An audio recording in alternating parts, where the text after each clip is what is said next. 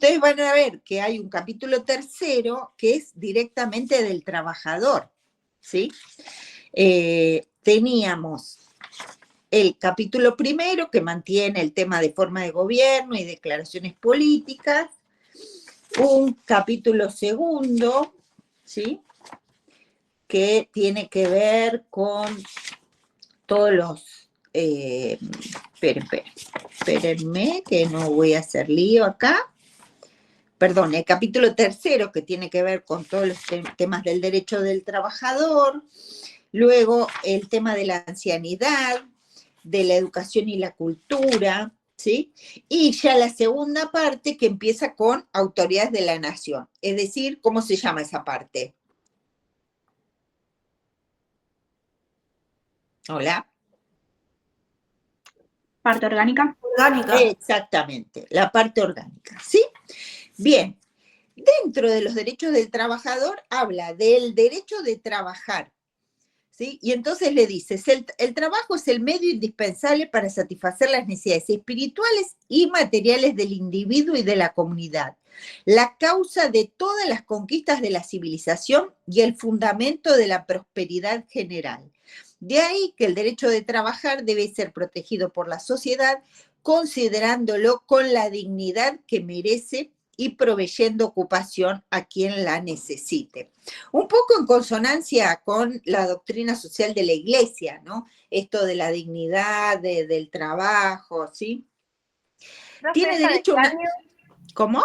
¿De qué año, perdón, esta reforma? De 49. Ah, ok, gracias. ¿Sí? A ver, recuerden que si hablan de esta reforma, lo hacen en sentido histórico, porque no ha sido reconocida por los constituyentes del 94 como una reforma, ¿sí? Es decir, si ustedes van y dicen en una mesa de examen, bueno, las reformas de la Constitución fueron 1860, 1866, 1898, 1972, 1949, 19... No, les van a decir que no, ¿sí? ¿Por qué? Porque en el 94 no fue reconocida como una reforma, ¿sí? Por este problema del procedimiento con que se hizo. Entonces se terminó de saldar la cuestión a partir del 94. Pero la verdad que en términos históricos existió, ¿sí? Por eso yo les decía que me parecía interesante que ustedes lo sepan, ¿sí? Bueno, derecho a una retribución justa, ¿sí? Después dice derecho a la capacitación, todo esto dentro de los derechos del trabajador. Derecho a condiciones dignas de trabajo. Fíjense qué diferencia tiene este formato de constitución con la nuestra. ¿Cuánto les habla del trabajador? El 14 bis, ¿sí? Y se acabó. Es decir, no hay una enumeración, ¿sí? Exhaustiva ni larga de cada uno de estos puntos. En cambio, este era otro formato de constitución. Derecho a la preservación de la salud, derecho al bienestar, derecho a la seguridad social, a la protección de la familia, porque dice que, bueno, está dentro, ¿sí? De lo que ellos consideran del derecho del trabajador, que de alguna forma ese trabajo y esa estimulación que se le hace al trabajo y a la persona, entonces favorece a la comunidad, ¿sí? Pero como que propende al mejoramiento del género humano, derecho al mejoramiento económico y finalmente defensa de los intereses profesionales, que en realidad es el reconocimiento de poder agremiarse los profesionales, ¿sí?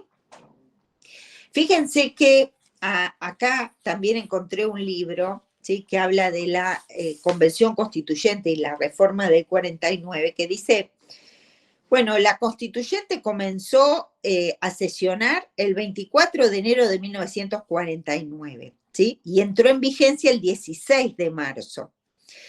E incorporó en su texto, como yo les decía, algunas normas de carácter social que permite clasificarlas dentro del constitucionalismo social. Sin embargo, ¿sí? Hace la diferencia entre las posturas diferentes entre Ramela, que dice, Vidal Campos dice, en 1949 la nueva Constitución revistió formalmente las apariencias de constitucionalismo social, porque no, en realidad ocultaba un régimen no democrático, ¿sí? Ven que ahí, por ejemplo, Vidal Campos, ¿se acuerdan que yo les decía que Vanossi, que se había metido en el tema del contenido, él decía, bueno, pero más allá de si pertenecía o no al constitucionalismo social, él pensaba que no. ¿Por qué? Porque a todo lo que se había ganado bajo el constitucionalismo clásico había que sumarle los derechos sociales, pero no en detrimento de eso. Y entonces había como algunas figuras, como el estado de prevención y alarma, o cuando se controlaba la actividad de los partidos políticos desde el punto de vista ideológico, digamos, o el estado de policía, ¿sí? Algunas medidas como que no coincidían. Bueno, Vidal Campos todavía es más fuerte, directamente lo cataloga como un régimen no democrático. Ramela, por su parte, que era el quien llevaba adelante la bancada oficialista, que llevó adelante la reforma, decía, bueno, no hay ningún fundamento para decir que la Constitución del 49 es totalitaria. ¿Por qué? Porque en su estructura, dice, es idéntica a la de 1853. Mantiene los tres poderes del Estado y su interdependencia.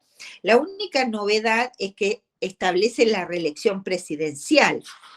Y si a nadie se le ocurre por eso de catalogarla de antidemocrática, y si ya sucede, ¿no? Ponía como ejemplo la Constitución de Estados Unidos.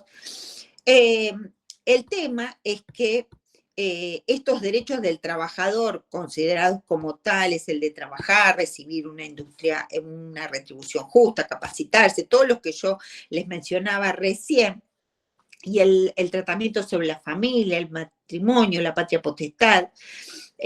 La familia decía en ese momento que era el núcleo primario y fundamental de la comunidad y que entonces esto iba a ser objeto de protección por parte del Estado, que el Estado protegía al matrimonio, ¿sí? Habla un montón del tema de la familia, ¿sí? La asistencia de la madre, del niño, ¿sí? Luego se refería, como les decía el otro día, a la ancianidad, ¿sí? Asistencia a los ancianos, vivienda, alimentación, vestido, cuidado, salud física, cuidado de la salud moral, esparcimiento, ¿sí? La función social de la propiedad, ¿sí? Establecía esta. Pero, bueno, esta fue derogada con todas las reformas que se hicieron, ¿sí? Y queda entonces la Constitución luego como la del 53 con las reformas que fue teniendo, ¿sí? Pero me parecía interesante que ustedes lo pudieran ver, ¿sí? Como hecho histórico, aunque sea, ¿sí? ¿Qué pasó con esa reforma? Bien. A ver, vamos a ver cuál es el procedimiento para reformar la Constitución, ¿sí? ¿Qué dice el artículo 30 de nuestra Constitución Nacional? Que la Constitución puede reformarse en todo o en cualquiera de sus partes, ¿sí? La necesidad de la reforma, lo que decía el otro día, debe ser declarada ¿por quién? Por el Congreso, ¿sí? Con el voto de las 2/3 partes al menos de sus miembros, ¿sí? Entonces, con este procedimiento que se puede reformar la Constitución y dice, y además, ¿quién la efectúa la reforma? Una convención convocada al efecto, es decir, la convención constituyente. Es decir, el artículo 30 les marca todo el procedimiento y ahí encontramos dos partes, les diría, bastante diferenciadas. Una, que se la llama etapa preconstituyente, ¿sí? ¿Qué se entiende por etapa preconstituyente? La que cumple el Congreso conforme a este artículo 30, ¿sí? Que declara la necesidad de la reforma, ¿sí? ¿A través de qué? De una ley, ¿sí? Pero de una ley con mayorías agravadas, 2 2/3 al menos de sus miembros, ¿sí? O sea, de los que lo componen, no de los presentes ni de nada de eso, de la totalidad de los miembros, ¿sí? Entonces, sobre eso en total se saca 2/3. Bien. Y ellos, entonces, a través de esta ley se habilita, ¿sí? Se declara la necesidad de la reforma. Esta etapa preconstituyente que habilita la segunda etapa, que es la constituyente, y es la que va a estar a cargo de la Convención Constituyente Reformadora, ¿en ejercicio de qué poder constituyente? ¿Originario o derivado? Derivado. Derivado, exactamente. ¿Se acuerdan que el originario es para esa primera constitución, esa constitución originaria, ¿sí? Donde no había una norma así, y entonces ese era originario. En la etapa preconstituyente, o sea, la anterior a la que empieza a desempeñar la convención, también tenemos que mencionar que viene precedida de, por ejemplo, iniciativas, sugerencias, análisis, negociaciones entre los partidos políticos, aportes académicos, anteproyectos, ¿sí? Se van presentando diferentes proyectos sobre la reforma, y en este sentido es práctica de nuestra Constitución material que la convención se va a componer de ¿quiénes? De representantes elegidos por los partidos políticos que los ofrecen como candidatos y el electorado los elige. Y entonces, ¿qué elegimos? Convencionales constituyentes, ¿sí? Esos partidos llevan una propuesta, ¿sí? De cómo debería ser la reforma, con sus candidatos para hacerla, y entonces, es más, hasta podría haber un partido que dice, yo estoy de acuerdo con la reforma, o yo soy antirreformista, y entonces están en contra de la reforma, ¿sí? A través de una plataforma programática o a través de documentos que tiene cada partido político, ¿sí? ¿Qué pasó con la reforma entre 1983 y 1989, que es el periodo cuando, después de la última dictadura militar, se consagra la democracia?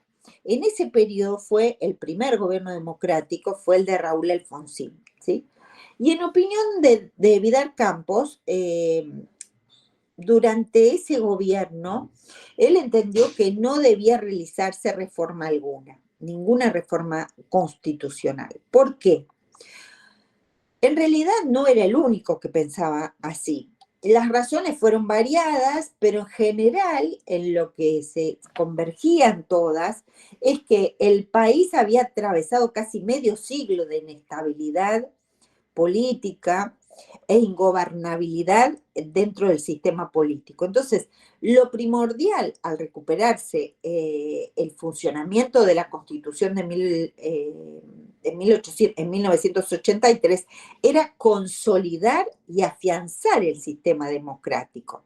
Entonces, ellos decían, si no se conoce la Constitución, ¿sí?, de 1853 con todas sus reformas históricas, ¿cómo podemos estar hablando de ya reformar una Constitución que la gente todavía no conoce, que la mayoría de la sociedad no conoce, sino que por ahí la conocía la gente más grande, pero que con tantos años de democracia, de dictadura, no había una encarnadura, ¿sí?, en sentir esas normas como propias?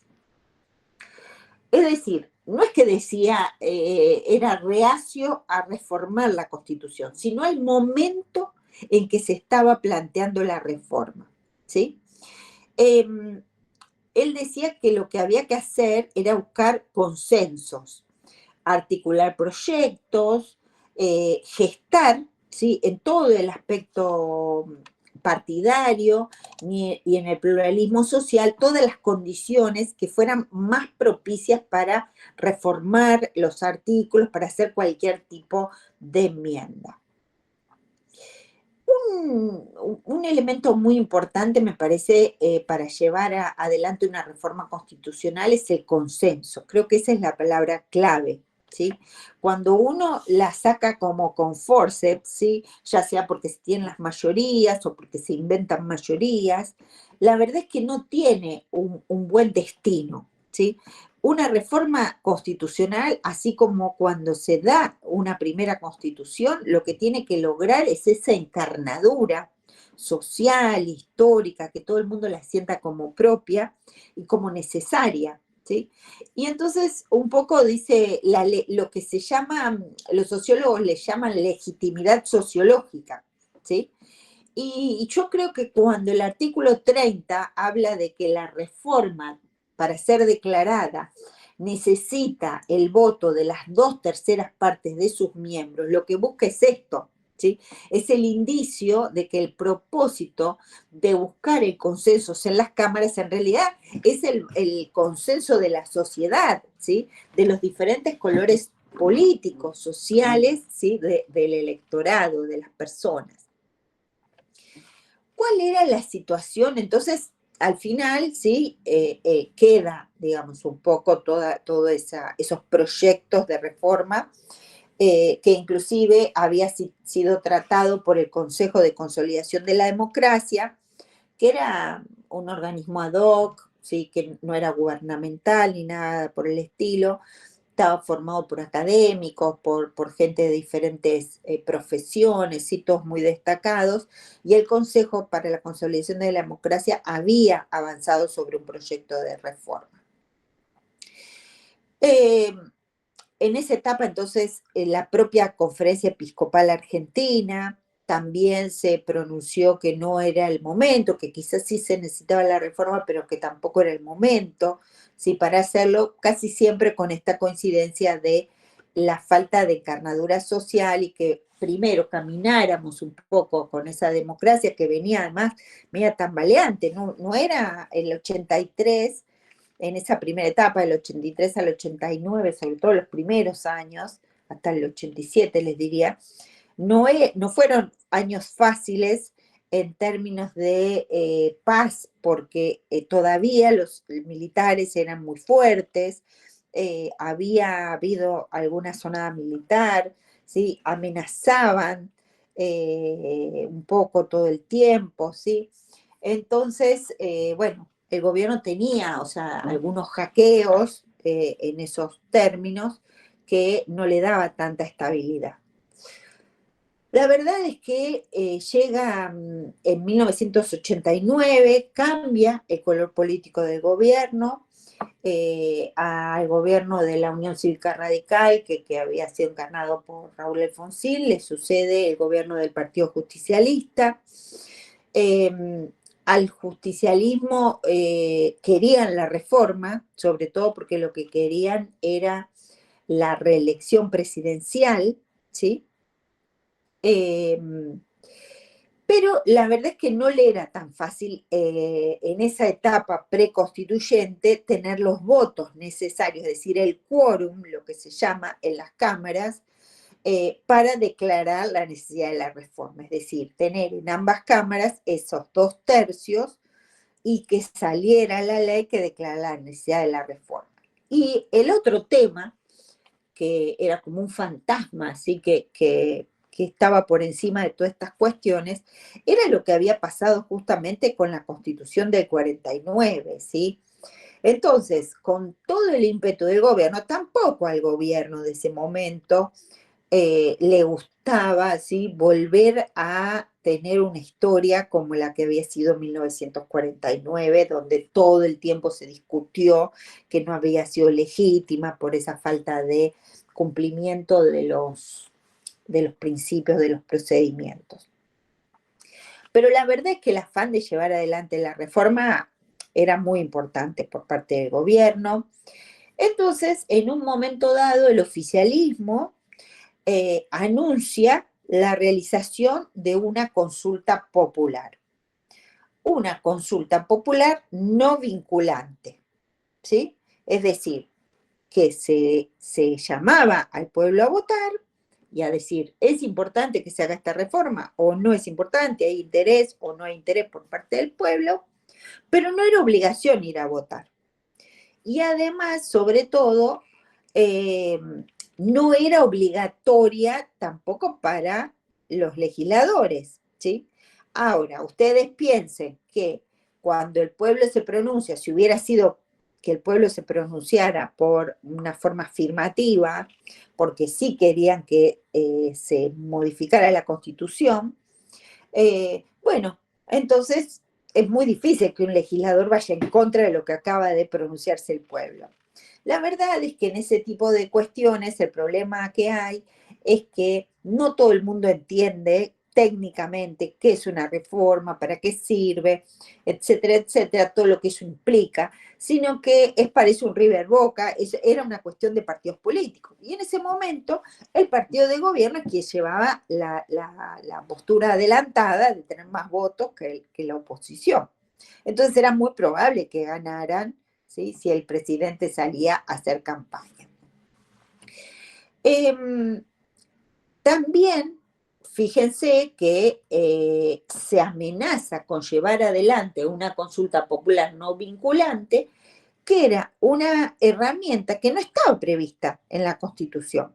Esta herramienta de forma semidirecta de democracia no estaba prevista en ese momento. Pero claro, teníamos el antecedente de 1985, cuando fue la consulta por el canal de Beagle, ¿sí?, que se hizo esta consulta. Después lo vamos a ver más en detalle cuando veamos la herramienta esta en sí.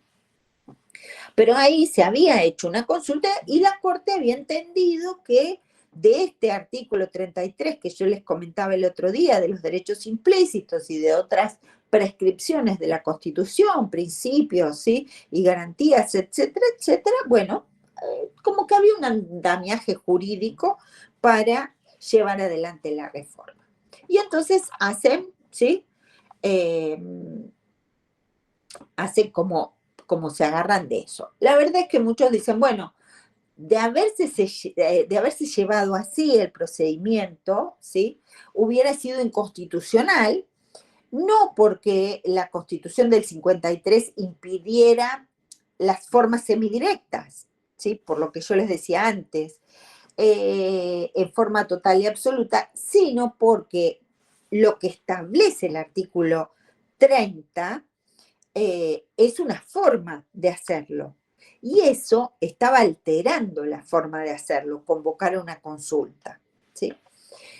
Entonces muchos dicen, bueno, la verdad es que de haber proseguido con esa forma, con ese itinerario, por ese camino, bueno, la verdad es que no es difícil suponer que la historia se iba a repetir y que la reforma iba a carecer de ese mínimo consenso que la legitimara y se iba a reproducir de manera histórica lo que había pasado con la Constitución del 49, producto exclusivo del partido gobernante de ese entonces, que se repetía ahora, era el mismo partido político, digamos, ¿no? El que había hecho la reforma del 49 y el que quería hacer la del 89. Déjenme leerles un parrafito, ¿sí? Acá tengo, que lo que dijo la Comisión de la Conferencia Episcopal Argentina, ¿sí?, en el año 94 y que expresó. Dice, nuestra Constitución tiene un grado de vigencia y aceptación muy alto, ¿sí?, derivada de la incuestionable encarnadura histórica, representa el conjunto de valores, creencias, ideas y rasgos comunes capaces de identificarnos como nación. A lo largo de nuestra vida histórica, actuó siempre como un punto de referencia o de retorno, ¿sí?, y hoy constituye un verdadero pacto social garante de un estilo de vida. Miren qué interesante, ¿no?, cómo define a la Constitución como un verdadero pacto social. Esas reglas que nos ponemos todos de acuerdo, ¿sí?, y que garantiza esa libertad, ese estilo de vida que nosotros en la Argentina, como nación argentina, habíamos adoptado, ¿sí? Por eso, el camino de la reforma, decía la conferencia episcopal, debe avanzar de la mano del consenso, del acuerdo y de la transacción entre los diferentes sectores políticos, sociales, económicos, culturales, religiosos y así todos los sectores de la sociedad. ¿Por qué? Porque sin ello se romperá el pacto que subyace a la normativa constitucional. O sea, el pacto que va más abajo todavía de lo que establecen las reglas, ¿sí? Las malas experiencias de constituciones impuestas deben hacer reflexionar a los responsables de los destinos de la nación, ¿sí? Fíjense cómo se pronuncia, ¿sí? De una forma muy tajante, ¿no? Sobre esta encarnadura social, histórica, que es algo tan importante para las constituciones. Bueno,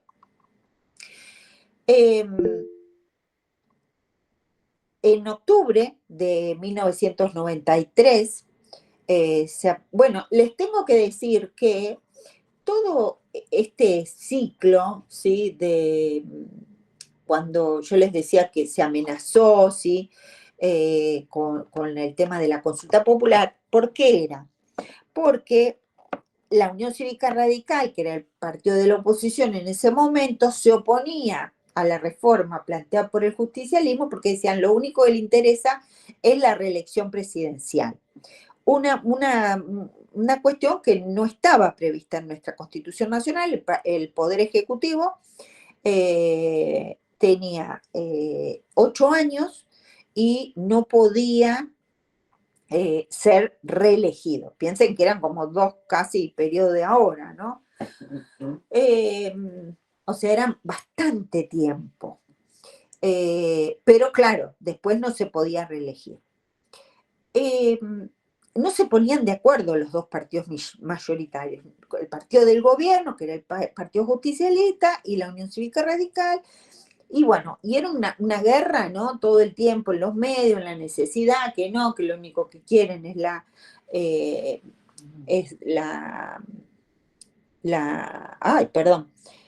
volver a elegir al presidente, ¿sí? Bueno, cuestión que sí, que no, los radicales decían que se iban a levantar, que no iban a dar quórum, ¿sí? Para empezar la sesión, hasta que un día nos levantamos todos y aparecen grandes titulares en los diarios que se había llegado a un acuerdo. Tanto el UCR como el Partido Justicialista habían llegado a un acuerdo y iban a habilitar el proceso de reforma, ¿sí? Muchos acuñaron a este como un pacto, ¿sí? A mí me gusta más hablar de acuerdos, aunque no serían sinónimos, pero pacto a veces parece como si fuera un pacto espurio, un pacto, ¿sí? Como en algo más oscuro. La verdad es que era perfectamente que se podía hacer acuerdos o pactos entre las dos fuerzas principales políticas. En ese momento ellos tenían más del 80%, ¿sí? De los votos del electorado entre los dos partidos, o sea que tenían mucha representatividad, ¿sí? Quizás no como hoy, que los partidos no tienen mucha representatividad. En ese momento sí la tenían ambos. Y se hace para llevar adelante, o sea, para que se viera este acuerdo, inclusive el expresidente Alfonsín hace una visita a la Quinta de Olivos, ¿sí? Donde estaba el presidente Carlos Menem en ese momento, que era el líder del Partido Justicialista, y algunos lo denominaron la democracia de dos, ¿sí? ¿Por qué? Porque con ese acuerdo se destraba la reforma y se propone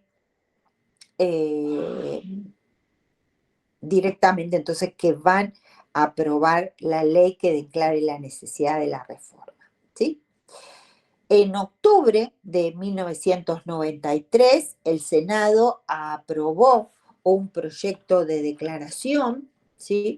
De la necesidad de la reforma, un poco para mantener la práctica consuetudinaria. Perdón, doctora, ¿en qué año fue eso? 1993. Ah, gracias. ¿sí? Aprueba entonces en el Senado, ¿sí? Le faltaba la intervención entonces en la Cámara de Diputados, donde ahí le costaba más al gobierno. El gobierno tenía más mayoría en el Senado. En eso siempre el Partido Justicialista mantuvo las mayorías en el Senado, más no en la Cámara de Diputados, ¿sí? Entonces era muy difícil para el gobierno lograr esos 2/3. Y además, lo que había era un gran desinterés por parte de la sociedad sobre el tema del propósito reeleccionista que tenía en miras el gobierno. La verdad es que a la sociedad no le importaba en lo más mínimo. Había otros problemas que le estaban acuciando a la sociedad, ¿sí? Ustedes saben que nunca nos faltan problemas a los argentinos. Y entonces la verdad es que la reforma constitucional era la que menos les importaba, ¿sí? Pero bueno, este acuerdo, ¿sí? Que de Menem-Alfonsín, que ya les digo, muchos lo calificaron como la democracia de dos, la verdad es que tanto el Partido Justicialista como el Partido Radical debieron ratificar, ¿sí? Estos acuerdos, que lo ratificaron, les diría, no sin disidencias internas, sobre todo por parte de la UCR. Es decir, había gente de adentro del partido que no estaba de acuerdo con habilitarles la reforma constitucional. La verdad es que más allá de esas internas, se acopló a partir de ese momento una franja de consenso que fue muy importante desde el principal partido de la oposición, ¿sí? Después, bueno, queda a criterio de cada uno, ¿sí? A lo largo de la historia, valorar o criticar eso que siguió, ¿sí? La verdad es que por lo menos lo que les diría que desarmó ese acuerdo o ese pacto es esa consulta popular a la que se iba a llamar, donde ya se empezaba mal, ¿sí? Porque, ya les digo, iba en contra de lo que establecía el artículo 30. Entonces, de alguna forma, ese acuerdo salvó, ¿sí? A la democracia en el sentido de que no empezáramos con el pie izquierdo, ¿sí? Que en todo caso empezáramos con el pie derecho y se dictara la ley como correspondía. Entonces, se desarma esa consulta popular, ¿sí? Que ya incluso ya era casi un hecho, ¿sí? Estaba el proyecto en las cámaras y se dicta en ese momento la ley 24.309, declaratoria de la necesidad de la reforma, ¿sí? Y esa ley 24.309 se sancionó con el quórum constitucionalmente ortodoxo que exigía el artículo 30, que sigue exigiendo el artículo 30, por lo tanto, se cumplió en esa etapa, ¿sí? Reformadora o preconstituyente en el Congreso, ¿sí? Dentro de les diría, un clima de pluralismo democrático, ¿sí? Ahora, el tema de esto, ¿sí? Es que zanjada la oposición radical en el Congreso, se acelera todo, se dicta la ley, ¿sí? La ley salió los últimos días de diciembre, ¿sí? Del año 93. El Senado no quiso declinar la iniciativa que había tomado como Cámara de Origen, antes inclusive del acuerdo. Y entonces, ¿qué hacen? Meten otro proyecto por la Cámara de Diputados, ¿sí? Como resultado de esto, diputados aprobó un proyecto y el Senado tenía otro, y había muchas diferencias entre uno y otro, ¿sí? Sobre todo, había mucha diferencia en torno a el tiempo de duración de los senadores, ¿sí? La Cámara de Diputados lo había fijado en 4 años, pero el Senado no lo aceptaba, le parecía muy exiguo, por lo que postuló un cambio en el sentido de que reduce, y terminó así, reduciéndose el lapso de 9 años sin determinar en cuánto, ¿sí? Es decir, dicen, bueno, vamos a reducirlo, pero no decimos cuánto, ¿sí? Se pensó que ese proyecto volvería a la Cámara de Diputados por la discrepancia que tuvo, pero no fue así, y se tuvo por sancionado el proyecto, ¿sí? Sin el reenvío, y se promulgó la ley 24309. La verdad es que este inconveniente fue sorteado porque ahí lo que se dijo es que tanto en el Senado como en diputados lo que coincidían era en rebajar el periodo senatorial. Y la divergencia era solo si bastaba esa coincidencia parcial para eludir el tratamiento legislativo o no, ¿sí? Y eso la verdad que es materia opinable, ¿sí? Eh, por ejemplo, Pedro Frías, ¿sí?, que fue un gran estudioso de todas las convenciones constituyentes, él decía que el procedimiento del proyecto de reforma soslayó el Congreso, ¿sí?, y fue obra de los operadores políticos, y aunque el Congreso respetó la mayoría de los 2/3 de los miembros de cada Cámara para la declaración de la necesidad de la reforma, todo un trámite un poquito irregular, ¿sí? Fue un tema que quedó un poquito atrás para no convertirse en un tema justiciable, no terminar en la justicia. La verdad es que el problema que había, además, en todo esto, era que había mucha falta de confianza, ¿sí?, entre esos dos partidos, sobre todo del radicalismo hacia el Partido Justicialista, de que se cumplieran un poco las directrices que ellos querían mantener dentro de la Constitución de 1909, o sea, dentro de la reforma del 94.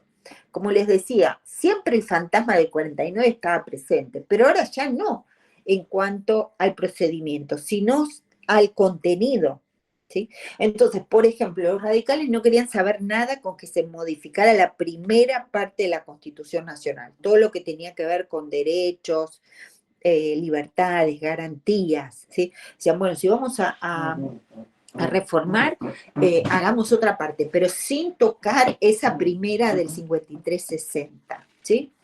Entonces, lo que hacen es que llegan a un acuerdo entre el radicalismo y el justicialismo, y para quedar a salvo el proyecto y asegurarlo, ellos necesitaban que ese proyecto no terminara en la constituyente totalmente despedazado, ¿sí? Que pudieran meter mano los constituyentes, ¿sí?, y lo desguazara, ¿no? Entonces perdiera esa unidad que ellos buscaban. Sobre todo les diría una unidad de lineamiento, ¿sí?, que tenía. Entonces, en la ley que declara la necesidad de la reforma, había una norma que obligaba, ¿sí?, a los constituyentes, a la convención, a la asamblea constituyente, a votar por el proyecto en forma cerrada. Esto implicaba que el voto afirmativo implicaba votar todo un conjunto de normas, y el negativo también. Es decir, se votaba en bloque, ¿sí? De modo tal que se resguardaba la parte dogmática y el riesgo de que se la desfigurara, ¿sí? Y entonces dice, había una prohibición absoluta de modificar los primeros 35 artículos de la Constitución. Entonces, ¿qué hace la ley? La ley 24309 agrupó en lo que se llamó el núcleo de coincidencias básicas, algunos doctrinarios lo llaman cláusula cerrojo, un listado con 13 puntos, y consignó su tratamiento y votación de manera hermética, ¿sí? Y estaba prohibido tocar esos 35. Es decir, les establecen, los primeros artículos no se tocan, los primeros 35, y luego hay 13 puntos que se votan en bloque, por sí o por no. Pero no se puede abrir el tratamiento de ahí en más.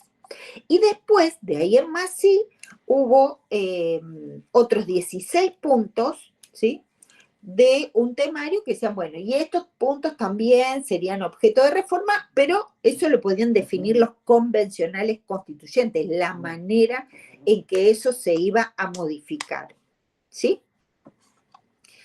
Pero ¿qué les decía yo el otro día del poder constituyente?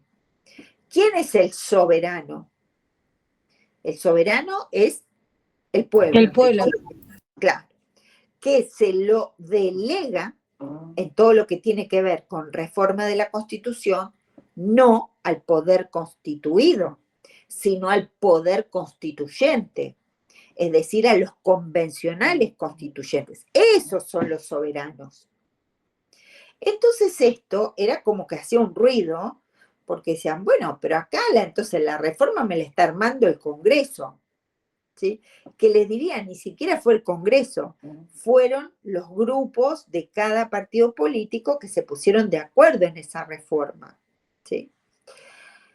Y esto hizo mucho ruido. ¿Por qué? Porque todos decían, no, pero nosotros tenemos la libertad de hacer la reforma en los puntos que nos marca el Congreso, pero como nosotros queremos, no esto del libro cerrado, ¿sí? Y en bloque, etc. Bueno, la verdad es que la ley de 24.309 había establecido en su artículo 6º que se declaraban nulas de nulidad absoluta todas las modificaciones, todos los agregados, todas las derogaciones que hiciera la Constitución apartándose del núcleo de coincidencias básicas y también del temario libre, es decir, lo que le indican es, vos, lo haces así, pero que tenés libertad para hacerlo, lo que no podés hacer es ponerme más posibilidades de reformar más cosas. Vos me reformás estos puntos y punto. De esta forma y esto decime cómo, pero ni más ni menos, ¿sí? Hay diferentes opiniones, ¿sí? Entonces, el Congreso, para Vidal Campos, tiene competencia cuando declara la necesidad de la reforma de fijar la finalidad o el objetivo que tiene en cuenta cada tema que deriva para que sea revisado, ¿sí? Por parte de la Convención. Y dicen, y la verdad que esto es vinculante para la Convención, porque por algo le marca, ¿sí? El punto que tiene que ser reformado, ¿sí? El Congreso, dice Vidal, también tiene competencia para prescribir con igual efecto vinculante hacia la Convención que considera necesaria la reforma de tal o cual contenido para lograr un equilibrio entre, ¿sí? O relación, ¿sí? Entre uno y otro conforme a la finalidad, ¿sí? Lo que no puede hacer el Congreso es que tiene un límite y no puede transferirle a la Convención Constituyente textos ya articulados, ya hechos, ¿sí? Un marco tan rígido, ¿sí? Como modalidad, ¿sí? que se adoptó, que se eligió para el núcleo de coincidencias básicas, lo que hizo fue inhibir el margen de discusión y debate, ¿sí? De la Convención Constituyente, que debe quedar en manos de esa Convención Constituyente, que debe quedar expedita justamente la Convención para hacer eso, ¿sí? Y lo sustituyó por una cuestión así casi, una especie de competencia regulatoria, les diría, o más que regulatoria, les diría que se convirtió en ratificatoria, ¿sí? La Convención termina ratificando lo que decidió el Congreso, ¿sí? Como una forma de cumplir y compatibilizar con todo lo que prevé el artículo 30, que dice que la reforma no se efectuará sino por una convención convocada al efecto. ¿Sí? Bien. ¿Hasta acá? ¿Todo claro? Profe, una pregunta. Sí. ¿Por qué la UCR no quería tocar la parte dogmática de la Constitución en la reforma? Y porque lo que se tenía miedo es que justamente se hiciera algo parecido, ¿sí?, a lo de la Constitución del 49, y es tan rica y tan respetuosa, les diría, la primera parte de la Constitución Nacional, de la independencia, de la libertad de las personas, de los derechos fundamentales, están ahí, ¿sí? Y entonces le tenían mucho miedo de que aparezcan cuestiones medias así, medias vagas, ¿sí?, con diferentes interpretaciones que pudieran darse, y entonces dijeron, no, no, la verdad, esta parte no se toca, por lo menos, Ok, ¿sí?, ok. de la Constitución. Sí. Muchas gracias.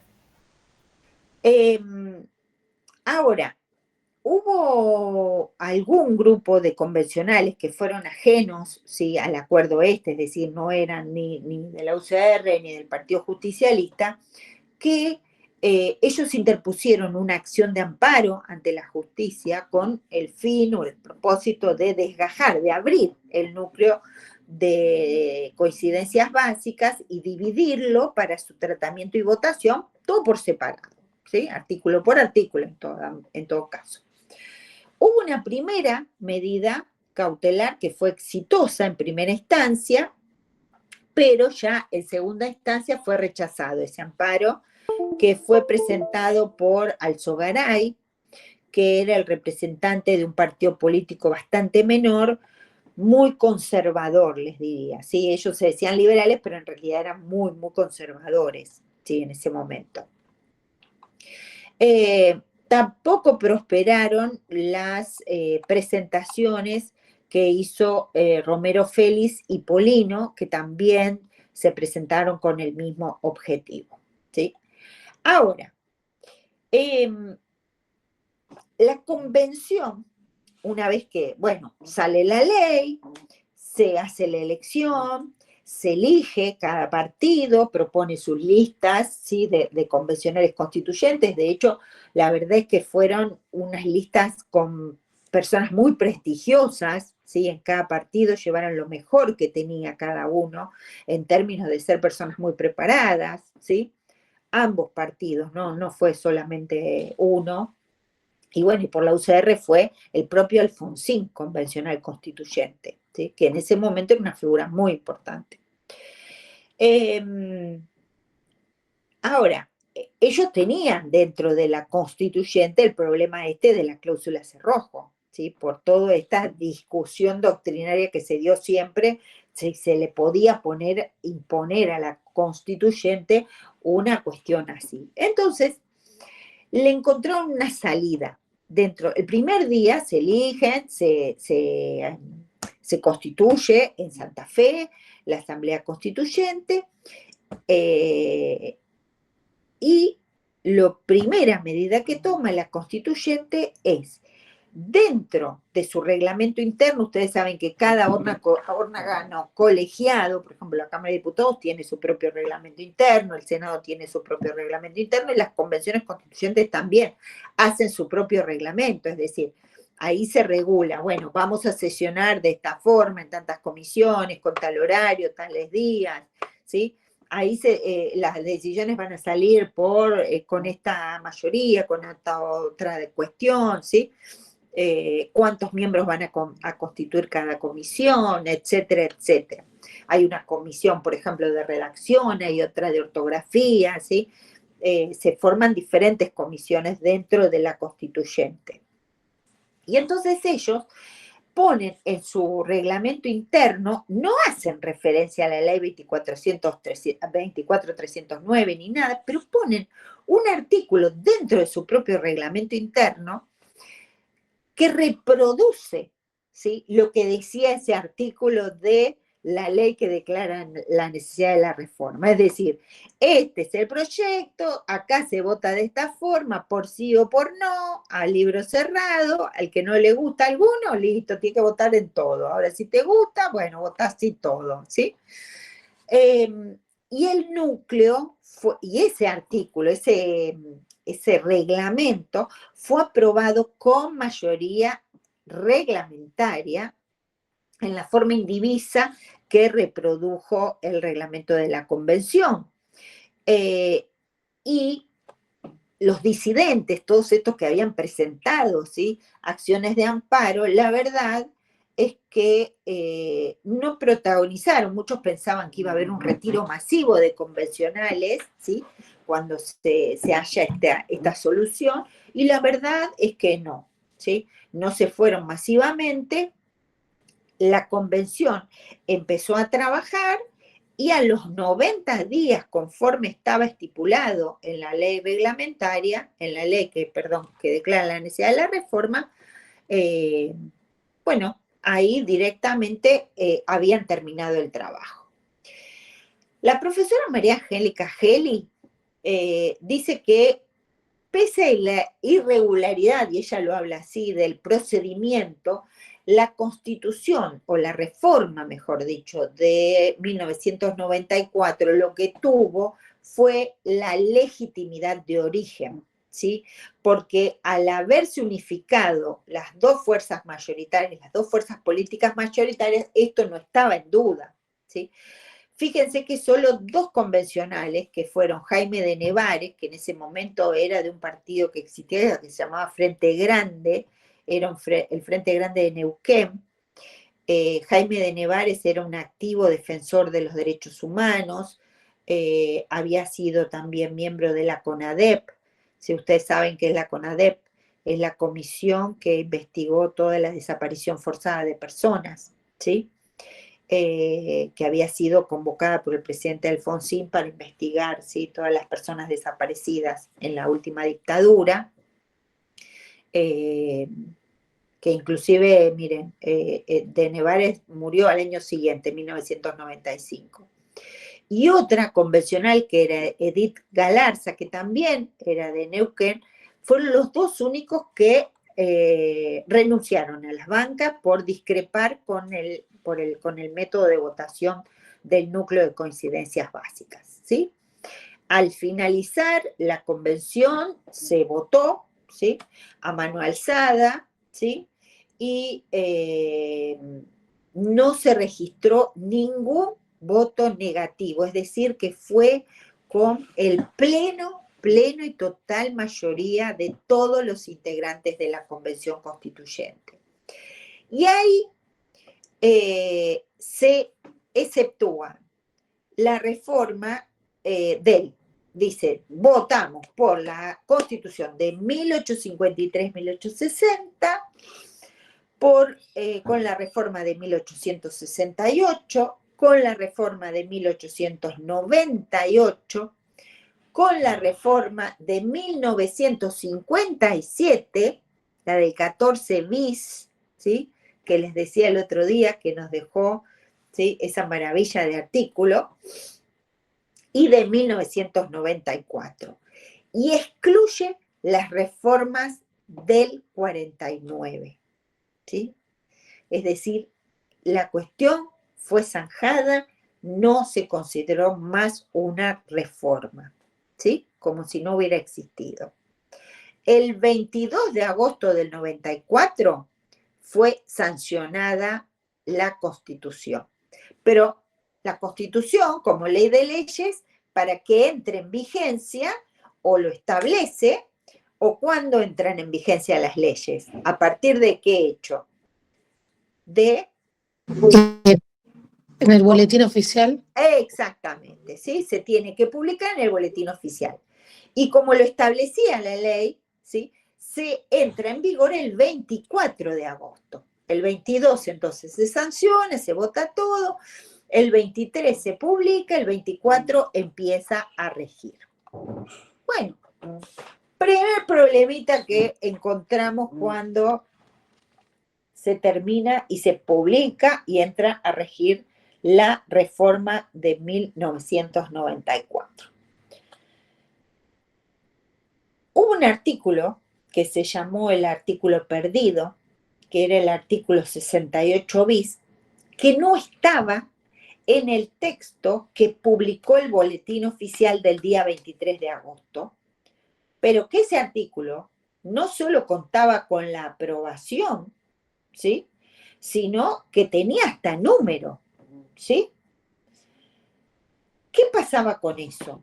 Bueno, decían, ¿cómo hacemos? Porque ustedes saben que las constituyentes, las asambleas constituyentes, una vez que hacen su trabajo, se disuelven de manera inmediata, ¿sí?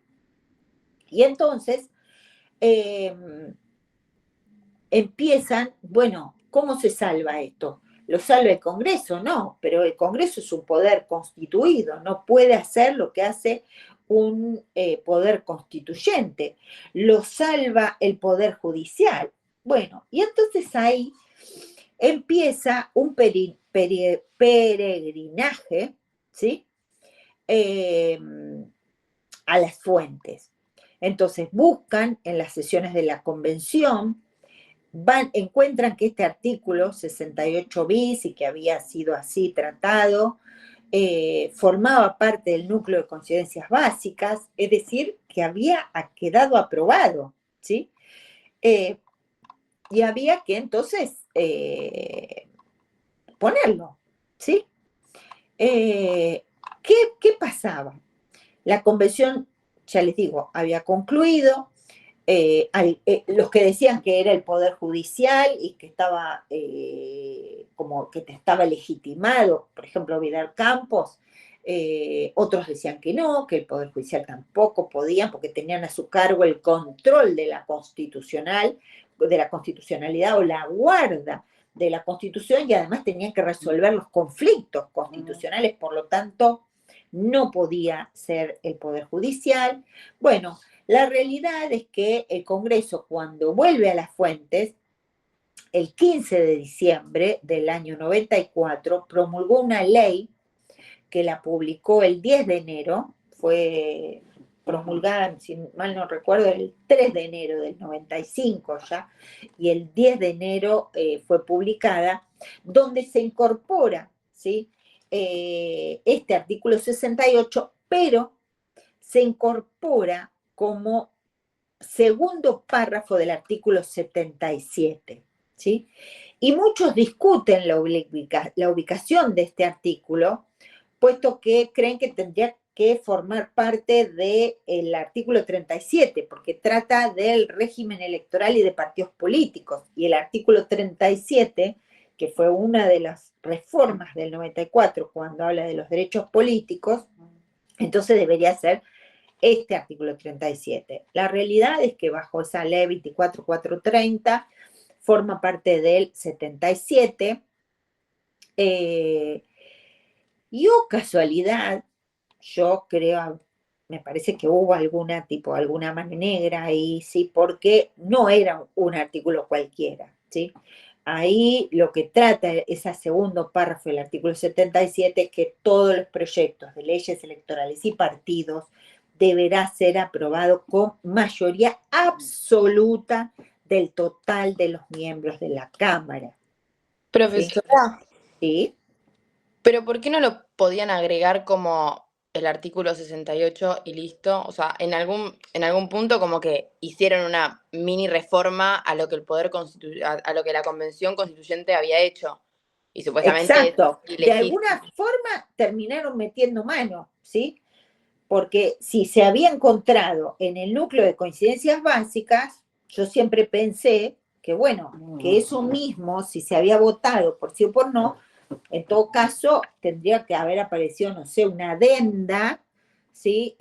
Por parte del legislativo, en todo caso, donde dice, bueno, no, atento al error, qué sé yo, material, bla, bla, bla. Bueno, esta es, y volver a poner toda, ¿no? La Constitución conforme se había hecho. Pero además estaban las pruebas de que se había Por aprobado ese eso, artículo pero como bueno, un artículo esa es la separado. solución que encontraron porque le buscaban, ¿sí? Yo creo que esto que yo les comentaba de la falta de confianza que se tenían cuando vieron que era un tema tan urticante como que se trataba de la ley de partido, es como que, ¿sí? Todo el mundo se volvió loco y entonces dijeron, bueno, esto tiene que salir así, así, así, y bueno, hicieron esto, ¿sí? Entiendo que legalmente, una vez que se termina de hacer la reforma, la Convención Constituyente se disuelve, pero ¿por qué no Exacto. podían volver a reunirlos y que ellos digan, sí, sí, esto se votó, ya está? Porque para reunirlos se tendría que haber llamado a una nueva convención, Para eso pensá que tiene que haber salido una ley del Congreso, unas elecciones, iban a ser otros los que la hicieran, porque no podían. O sea, ¿cómo saben que van a ganar los mismos convencionales? Claro, está bien. Entonces ya iba a ser otra reforma. Uy, perdón. Iba a ser otra reforma más, con todo lo que implica además, en términos económicos, en términos de todo tipo, ¿sí? Hacer una reforma constitucional, llamar a una elección, digamos, no es tan sencillo, ¿sí? Por eso el problema. Y tampoco podían llamar a la anterior, porque ¿quiénes eran ellos para llamarla? ¿Sí? Claro. Entonces, como que se buscó una solución lo más salomónica posible, pero aparece. Entonces, muchos lo que dicen es que prevaleció una verdad material por sobre la formal, ¿sí?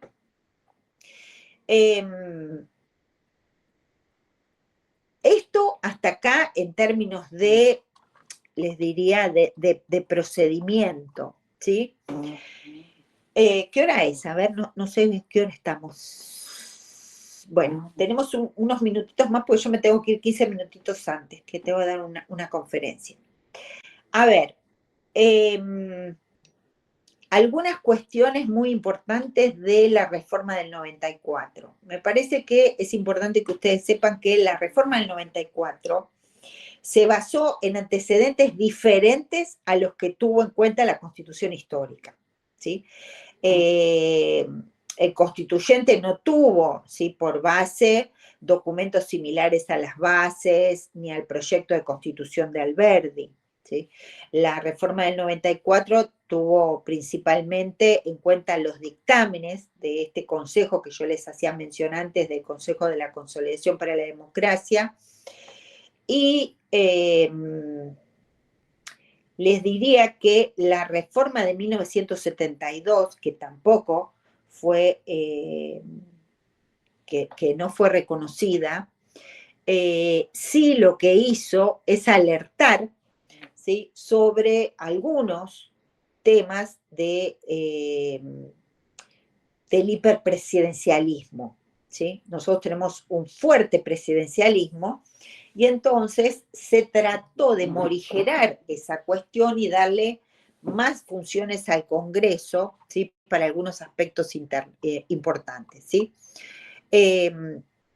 Más allá de, yo creo que se los comenté, las discusiones entre Sarmiento y Alberdi, ¿sí?, sobre esos moldes de la Constitución histórica, que uno decía que tuvo mucha influencia norteamericana y de la jurisprudencia de la Supreme Court y de los escritos de Hamilton y Jay, otro decía no, en realidad viene más de la chilena, ¿sí?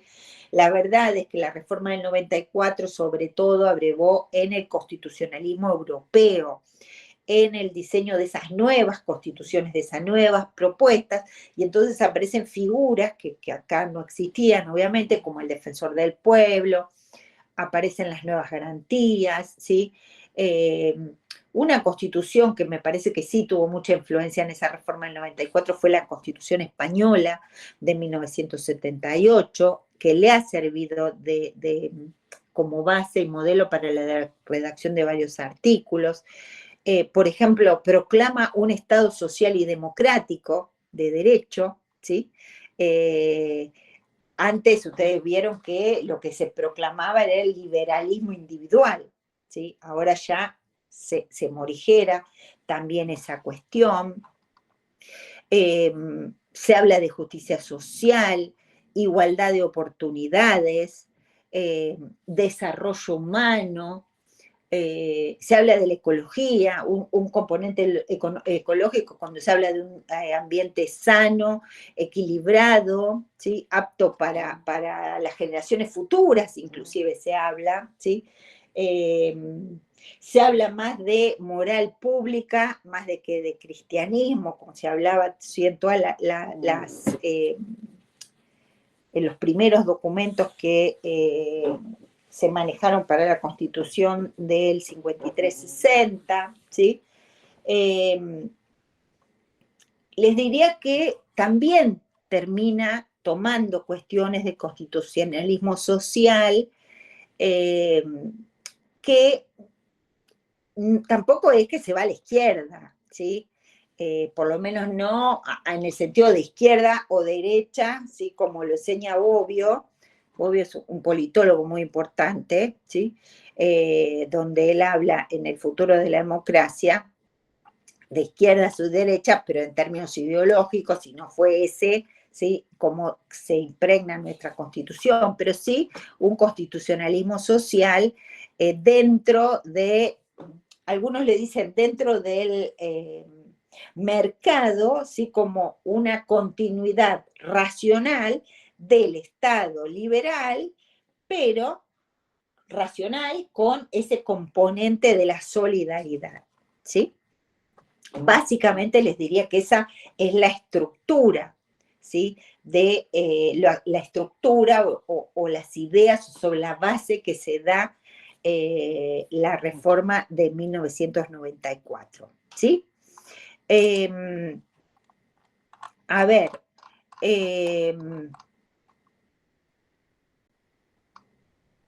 les diría que, a ver, ¿qué hora es? 6:12. Bueno, los principales puntos, ¿sí? que se dio, yo les decía, queda el artículo hasta el 35, queda intacta la Constitución, aparece el artículo 36 de defensa de la democracia. Muchos discutieron sobre la importancia de este artículo 36, ¿sí? Si tiene que estar, si no tiene que estar. La verdad es que, miren, hace pocos días me invitaron a la Comisión de Asuntos Constitucionales de la Cámara de Diputados en una sesión informativa para hablar sobre un proyecto, sí, que es conocido, digamos, comúnmente como de ficha limpia. En realidad lo que se trata es un proyecto de ley para modificar unas normas de derecho electoral, exigiéndole, digamos, más condiciones, ¿sí? A los que se quieran registrar como candidatos o candidatas. Entonces, quien, por ejemplo, tiene determinados delitos, porque hay varios proyectos, ¿sí? Algunos hablan, por ejemplo, de delitos, bueno, los de lesa humanidad yo les diría están, pero casi los tenemos porque también en los tratados internacionales de derechos humanos con jerarquía constitucional están, o sea que eso es medio reiterado, ¿no? Pero bueno, lo prevén. Pero muchos lo que incorporan es delitos contra la administración pública o bienes del Estado. Cuando se le está siguiendo un proceso judicial, se lo suspende temporalmente, es decir, no es una inhabilitación, ¿sí? En sentido estricto. Algunos dicen que tiene que tener sentencia de primera instancia, algunos proyectos, otros dicen que tiene que tener sentencia de segunda instancia, ¿sí? Hay diferentes opiniones sobre esto, ¿sí? Hay quienes dicen, no, bueno, pero esto está alterando el derecho a defenderse o el derecho, ¿sí? A que nadie es culpable hasta tanto se demuestre lo contrario, y ven como la llegada a la Corte Suprema como la última instancia, ¿sí? Yo con eso tengo mis dudas, porque me parece que dentro del procedimiento ordinario nosotros tenemos una primera y una segunda instancia, y ahí se terminó el procedimiento ordinario. Lo que hay es un recurso extraordinario ante la Corte, ¿sí? Entonces me parece que ya con una segunda instancia ya podría perfectamente, y ahí no hay lugar a dudas. Y además, como no es que se lo inhabilita, es que se lo suspende temporalmente la capacidad de registrarse, y esto yo digo que tiene base justamente en el artículo 36, ¿sí? Porque cuando el artículo 36 habla de la nulidad y del tema de la corrupción, habla no solo las normas que dicta un gobierno autoritario, sino también cómo afecta ese tema de la corrupción. Entonces, cuando hablamos de esos temas, ¿sí? Me hacía acordar, ¿no? Yo les decía que encontraba una base también, más allá de los tratados, hay 2 tratados muy importantes que Argentina ha ratificado para ese tema específico, digamos, pero volviendo al artículo 36, me parece que esa es la base constitucional más fuerte sobre la que se asentaría ese proyecto, que ya les digo, no es uno, hay varios proyectos de diputados y de senadores diferentes, ¿sí? Pero Perdón, digamos, pero ¿qué es lo como que se gener- suspende? ¿Qué es lo como- que se como- suspende? el Según el artículo derecho a 31. registrarse como candidato o candidata para esa Ah, elección. Hasta ok, gracias. tanto la persona no obtenga una sentencia, ¡pac!, firme en segunda instancia, ¿sí?, no puede, si está acusado y con proceso judicial, no solamente acusado, porque si no, yo puedo ir a acusar a cualquiera y con eso lo suspendo sus derechos políticos, ¿sí? Tiene que haber una base, tiene que haber una sentencia de primera instancia, ya les digo, para algunos una sentencia de primera, para otros una sentencia de segunda, y con eso se les suspenden los derechos políticos, ¿sí? O sea, no pueden registrar, no los derechos políticos, sino que no puede registrarse como candidato, ¿sí? Y para mí la base es el 36. Luego aparece el artículo 37 de los derechos políticos y además, bueno, además de los derechos políticos, el tema, ¿no?, de la igualdad, ¿sí?, en el segundo párrafo. Luego los partidos políticos, ¿sí?, en el 38, luego en el 39 aparecen estas nuevas formas semidirectas de democracia, ¿sí?, la iniciativa popular y la consulta popular, ¿sí? Luego en el 41 el derecho ambiental, en el 42 usuarios y consumidores, en el 43 aparecen las nuevas garantías, ¿sí?, que es el amparo, el habeas corpus, y uno que en su momento fue muy novedoso, porque tanto amparo como habeas corpus, no es que no lo teníamos, ¿sí?, había sido de creación pretoriana y luego a través de leyes, ¿sí? Y lo que aparece como una súper novedad fue el habeas data, ¿sí?, que es para una garantía para no solamente conocer los datos que tienen los bancos de datos, la persona puede expedir una acción, puede presentarse una acción, no solamente para conocer los datos, sino para rectificar sus datos, para exigir una confidencialidad, etcétera, que nosotros vamos a ir viendo una a una, ¿sí?, en particular. Pero básicamente esto es la lista, digamos, de temas que se modificó con la reforma de 1994, ¿sí? Bueno, ya estoy llegando tarde a mi conferencia, perdón. Bueno, ahora sí, llegamos al jueves. La verdad que pasa tan rápido la semana que no la veo, ¿sí? Feliz día. ¿Cómo? Feliz día.